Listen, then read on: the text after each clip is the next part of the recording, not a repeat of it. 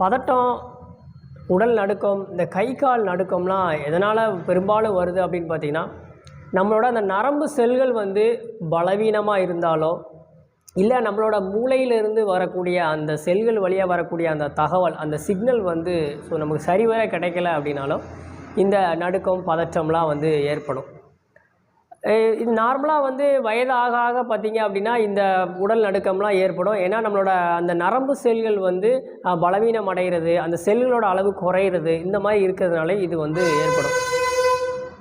இப்போ மற்ற செல்கள் எல்லாமே ரீஜென்ரேட் ஆகும். இப்போ உடம்புல மற்ற செல்கள்லாம் என்ன செய்யும்னா நாளடைவில் அழிஞ்சு போகும், திரும்ப இன்னொரு செல் வந்து ஜென்ரேட் ஆகும், அது நிறையா செல்களை வந்து உருவாகும்.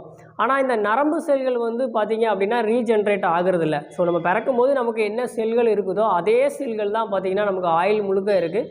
ஸோ நாளடைவில் இந்த செல்கள் வந்து குறையுமே தவிர கூடுறதில்ல. ஸோ அந்த மாதிரி அந்த செல்கள்